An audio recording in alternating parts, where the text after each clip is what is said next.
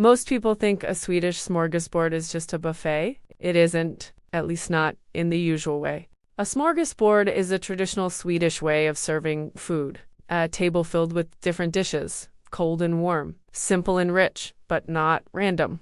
It follows a structure that's quite specific to Sweden. It didn't start as a full meal, just a small table before dinner. Bread, butter, fish, and often a drink. Over time it grew until the table became the meal.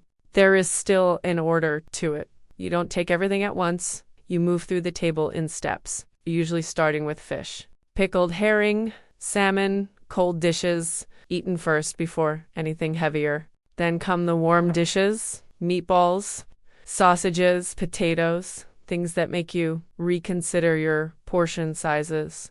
You don't fill your plate once. You go back several times, each round slightly more ambitious than the last. It works especially well on holidays. Many dishes, many people, no fixed portions. Everyone takes what they want at their own pace. That's why it appears during major celebrations. Christmas, Midsummer, Easter, occasions where people stay longer, and the meal becomes part of the event. It's not just about variety, it's about rhythm, a way of eating that unfolds slowly. A Swedish smorgasbord is not just a buffet, it's a system.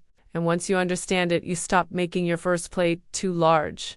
Subscribe for more insights into Swedish food, traditions, and everyday life the Swedish way.